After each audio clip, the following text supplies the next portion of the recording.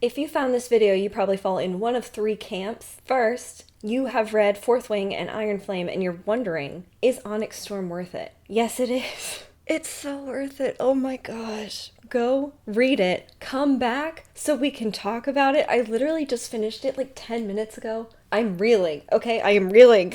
Once you have read the book all the way through the very last page, and I mean the very, very last one, then come back and discuss with me because, oh my gosh, I need to talk about this. Camp 2, you are here somehow by accident. Hi, nice to meet you. I'm Caitlin. Onyx Storm is the third book in the Fourth Wing series that is very, very good, and I highly, highly recommend you read it and come back. Until then, please exit stage left and have a lovely evening. Camp 3, you have also just finished this book.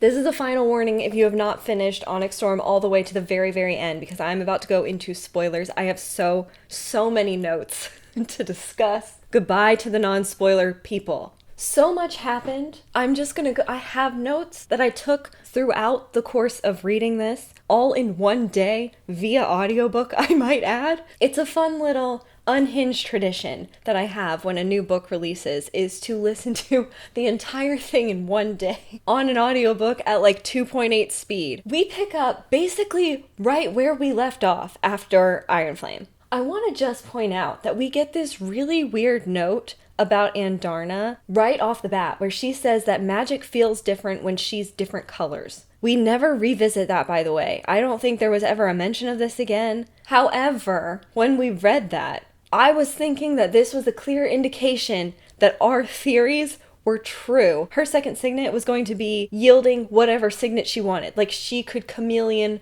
her power. Since that is not what happened, I feel like when Andarna was hanging out with great-great-grandpa Irid Dragon, she learned what this meant, and we just haven't learned it yet. So we're going to put that to the side, because right now we are following Xaden down into the interrogation chambers, and we re-see the scene that we saw at the end of Iron Flame from Xaden's perspective when he's going to talk to Jack Barlow. And this was probably explained in Iron Flame, and I just didn't fully grasp onto it, that there's different tiers within the Venendum. Like, you can be at the very bottom, or you can be like a maven, which is at the top. And so Xaden is still down here at this point, and Jack sort of says something that makes me believe, at the time, that you could reverse deciding to be a Venin. He's talking to Xaden about, like, the rings, you know, around the eyes or whatever, and he's like, they could be permanent. I'm like, what do you mean could? Like, do we get to undo this? Is this like a progression of a disease? Like, could he, you know, at a certain point you can reverse it, but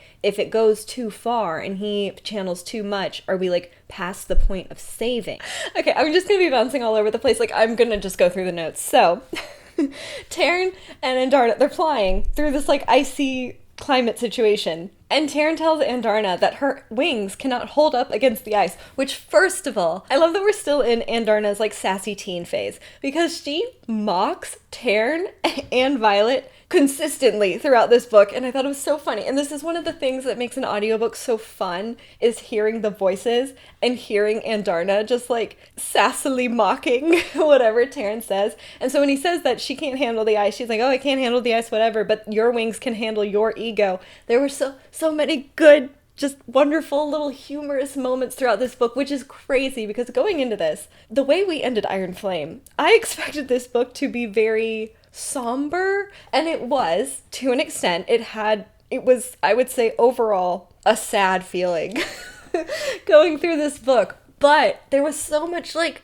little sprinkles of comedy, and I appreciated that so much, because a lot of, like, for me, when I am reading, my favorite parts of a book is almost always the funny bits, and there were so many funny little lines from Andarna or Ridoc or Garrick. Like, there were so many good moments. We get a note that Violet kept her mom's journals, which I expected. I know they're supposed to burn everything after a person passes away in the Writer's Quadrant, but, like, clearly she was not going to do that. First of all, Violet is smart. She knows that her mom was probably taking notes on stuff. And also, I think, like, Violet is a scribe. Written word, like, anything that somebody chose to write down and chose was important enough to write down, Violet's going to, I feel like, hold that to a higher esteem than most people, because she sees, like, such value in the writings of other people, and she knows that it's important, so I'm glad that she didn't throw that away yet, or that nobody's found out about it. That could become a problem. Turns out, though, that some of the Venin have infiltrated the scribes. So that's the first real battle scene we get, is these Venin kind of revealing themselves to come and get Jack, because he is still imprisoned from our riders. And whenever Violet sees them, it becomes very clear that they are not going to be killing her, even if they have the chance, because they need her for something. It was very frustrating. I feel like when the entire time people were theorizing in advance of this book coming out, we were like, why are they so against killing Violet? Is it just because they want her signet? Like, is it like the Volturi when they refused to kill Alice? Like, is it that type of relationship that they have with her? One of my absolute favorite things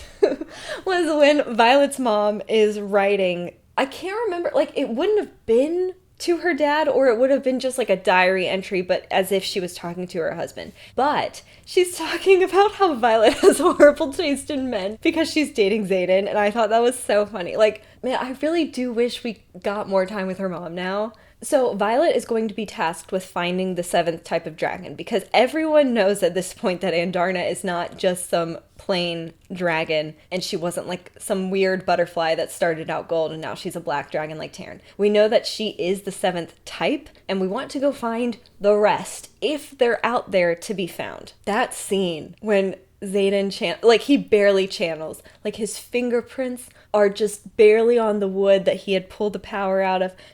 It was heartbreaking. It was truly heartbreaking, because you really understand that he can't control it if he's like not fully emotionally locked down, which means like he can barely hug Violet then. Like, it's so annoying.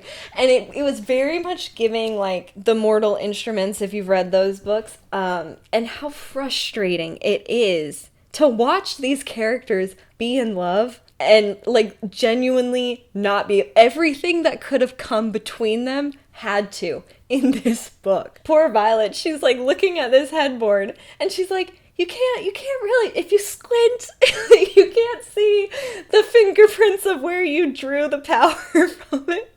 And I'm like, oh, Violet, honey, no. We also, like, on top of dealing with the fact that Xaden is Venin, we're also dealing with the fact that the riders and the flyers are not getting along, and there's a lot of infighting in their ranks. People start challenging each other, and Violet basically does not let Dane fight. She's like, if you're gonna fight, you're gonna fight me. And obviously she's a lightning wielder. Like, nobody ever wants to go up against that. My understanding of this conduit thing that she has is like some sort of metal thing that helps her, like, I guess aim the lightning? Is that what you're thinking? I feel like it's the things that Cassian and Azrael wear on their wrists. The stones. Do you know what I'm talking about? To kind of control the amount of power going through her. And then when she pulls it out, everybody's like, I kind of like it when she blows things up. On top of there being the 7 dragons and then the 6 riders / I don't fully believe, like, if there's 7 dragons, there's 7 riders, right? Did that ever get confirmed? Because I can't remember, but I feel like it only makes sense that there would be a 7th rider that we have lost to history. But then we get this note that there are 6 like ultra powerful powers, and it has been centuries since they have all existed at the same time. And Xaden and Violet are sort of the first 2 to overlap in a long time, of a lightning wielder and a shadow wielder, because those are 2 of the most powerful signets that you can have. And it was really funny because there was just kind of this undercurrent in a couple conversations where people are like, yeah, Xaden really was supposed to marry someone who was kind of like a royal because of his bloodline, but at the same time, if Xaden and Violet have a child, this child is probably going to be like mega powerful. And I was like, it's Jack. Like, are we going to get some epilogue at some point of the 2 of them having a child and that child being just like ridiculously powerful?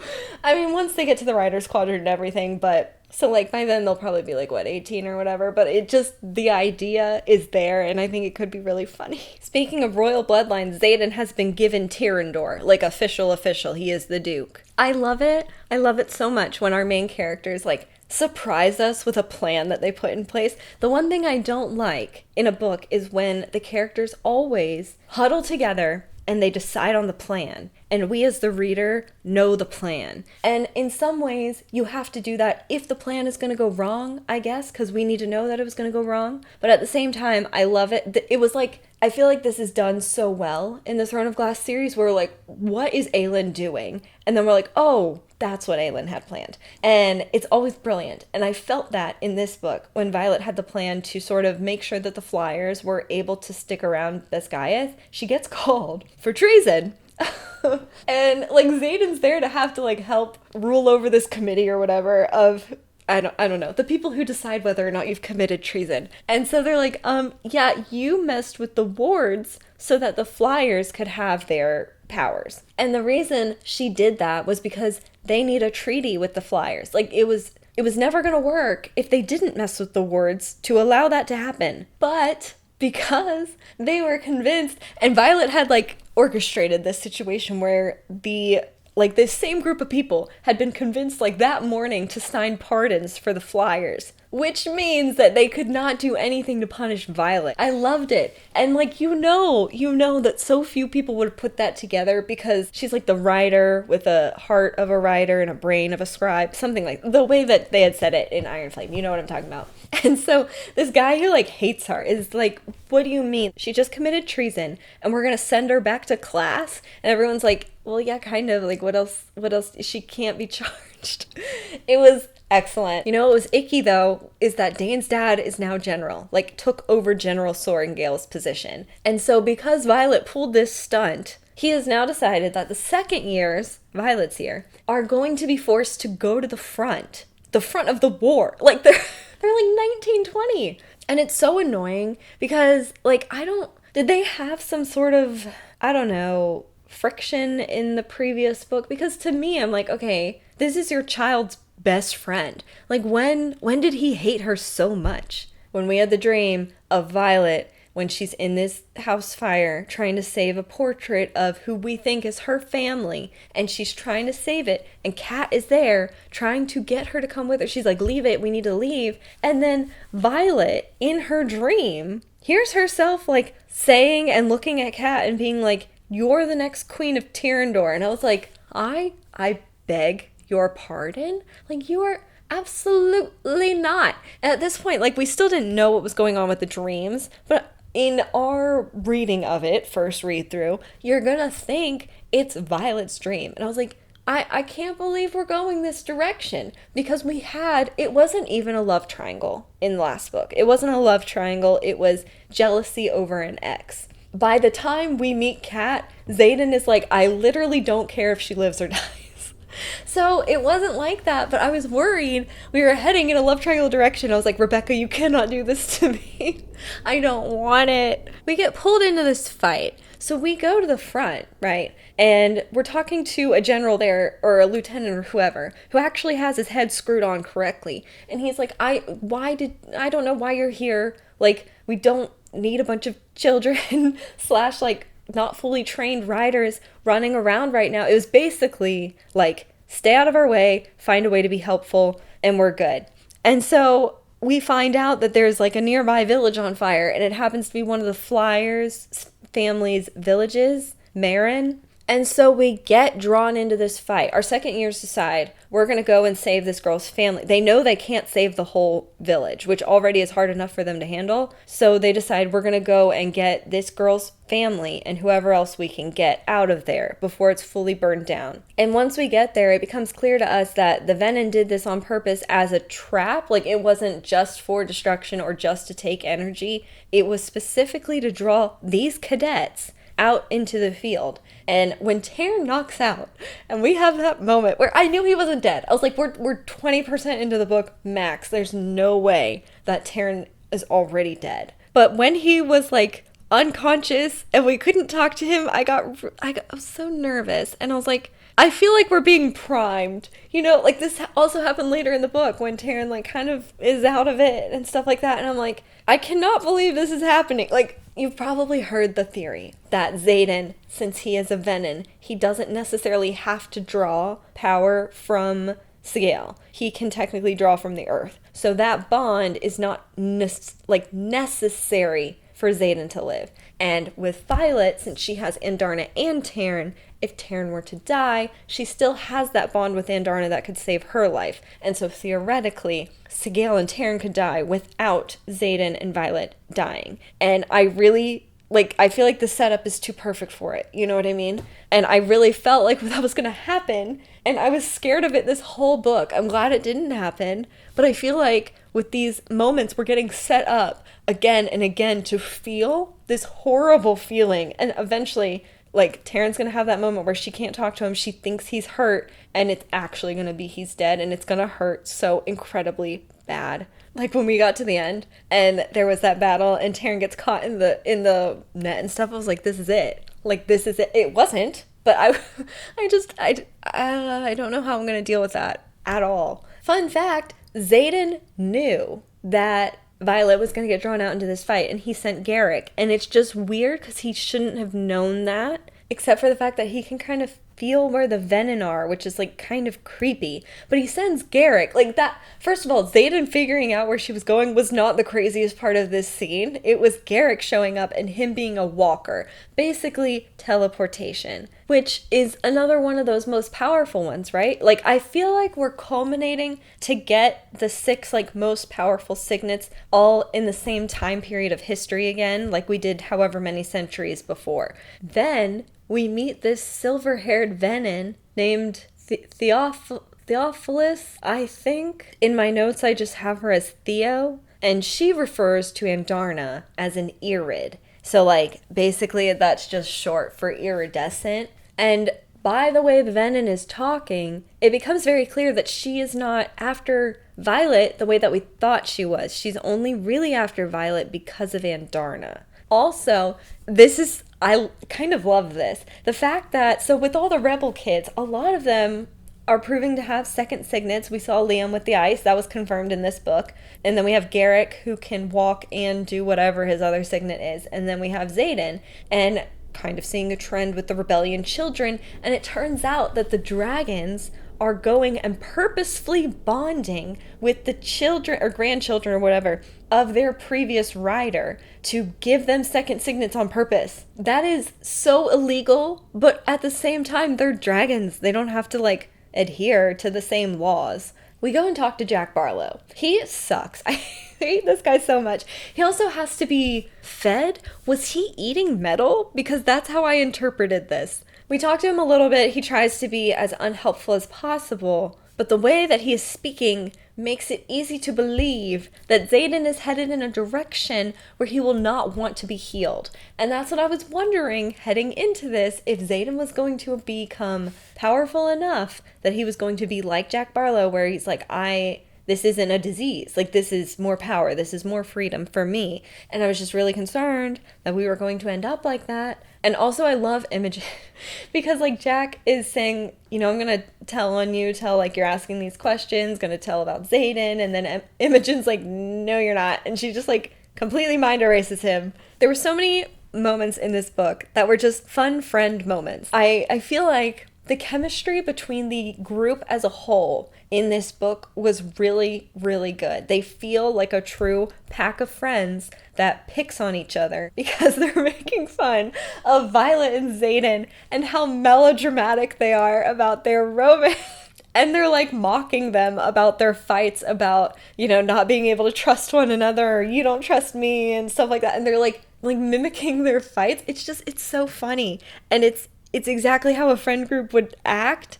I feel like sometimes in books you get these really tight-knit friend groups and they joke a little bit, but they're more hardcore, we are family, and they don't have enough fun between them. And that was in this book, and it was just really, really fun to see. Jacinia, I want a whole book of just Jacinia. When she shows up and she's talking to them about, what she has not found so far in the books that she was looking for, and she starts joking that she found the answer to the whole venom cure in the second book that she found, and I forgot if it was Bodhi or Garrick or I don't remember who it was, that was oh really, you found it? And she just deadpans at them. But it becomes clear during that conversation that they need Violet's father's journals because he's the one who has the information that is not in the scribe quadrant.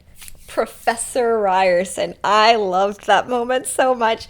And then when he comes out and he's going to be a teacher at Basgiath, I was like eating it up. And then Violet has this like, obviously we don't know the whole codex, but she does. And she's like, oh, section whatever, article whatever. And I was like, no, we're not allowed to date the teachers. This whole time, Sgaeyl is not talking to Xaden. She's very upset about the whole situation, understandably. But the only time she really will speak to him is if he's about to channel. Then she just like yells at him. That's the only communication that those two are having for like 75% of the book. One of the best scenes. I do love a fight scene between love interests. So we're having like battle prep. It's like a callback to book 1 when Xaden and Violet are fighting. But this time it's so cute because they're in love. They're fighting and stuff like that. And obviously, like Xaden, it seems like people are watching them, waiting for Professor Xaden to like mess up and kiss Violet in public or something like that. And so when they're fighting, he uses his shadows to like douse everything in darkness.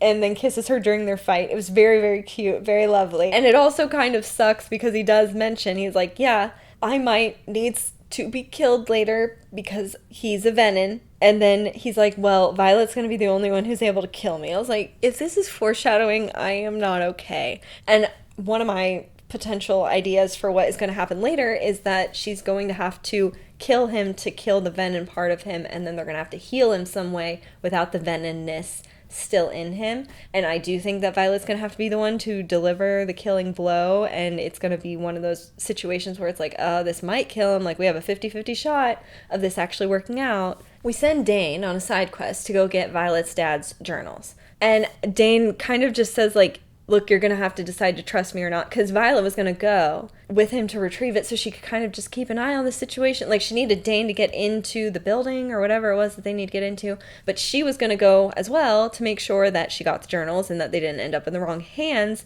And now that's not an option anymore, and so Dane is like, you're gonna have to decide if you're okay with me doing this or not. Like, make your choice, which is like a fair sentiment if it weren't for the next page when the little like prologue-y thing to the chapter was like her dad writing to her specifically not to trust anyone. I was like, you're joking. You're joking right now. I wanted Kat to date one of our boys so bad. And to know that she ended up dating, she ended up dating that other flyer guy, Traeger, who ended up dying. Like, it was so upsetting. It shocked me how bad I actually wanted Kat to be happy. I hated her in the last book. I did a ranking video of all the characters after reading Iron Flame. Like, I came into this not liking Kat. I had ranked her so low. I think I put her in like prison tier. Like, I didn't like this girl. And then like in this book, I was like, you know what? I actually want her to date somebody and it be nice. And I feel like towards the end of the book, I was getting the slightest vibe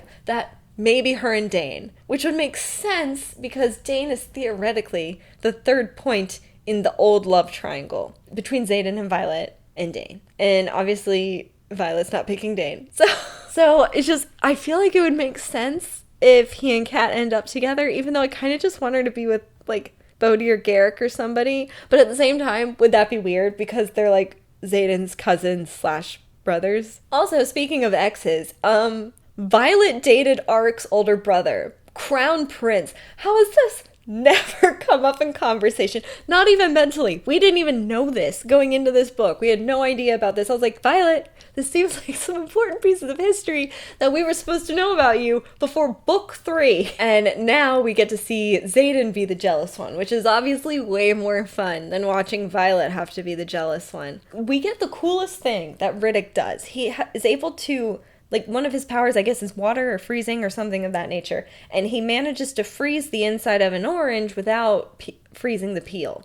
Which, you know, I didn't make this connection, but Violet did, that potentially he could freeze the inside of a person without freezing their skin. And now that I'm saying it out loud, is this a way that we could kill the venom? Like, could we kill the inside of a person and not kill the body and just like expel the venom part? Exorcism by freezing? One of my favorite favorite moments is they're traveling, right? They've been tasked to go to all these different places to find the 7th species of dragon, and they get to like the first place, and Andarna's just like goofing around, and Tairn is like, pick up your tail, we don't know where we are.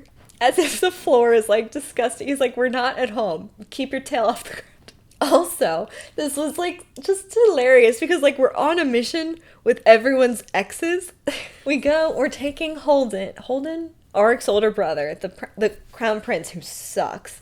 And then we have Kat, and then we have Xaden and Violet who technically aren't supposed to be dating, but they definitely are. And then we have like 2 other people, like the way Dane described it or something like that was like, oh, so we're putting together a task force of your ex, my ex, the person who tried to kill you last year, this person you didn't even like until yesterday. When we get to this island where we don't have magic anymore, the weird thing is that Violet can still hear her dragons. And I'm just like, what is that about? If, like, later we find out that her second signet is dreamwalking. So that makes no, I feel like, correlation to her being able to talk to her dragon when no one else can. But my favorite thing ever was that everyone's trying to talk to their dragon and they can't because, like, they obviously can't understand roaring or whatever. And then we look over and Ridoc is standing there and his dragon is roaring directly into his face, like spewing spit all over him.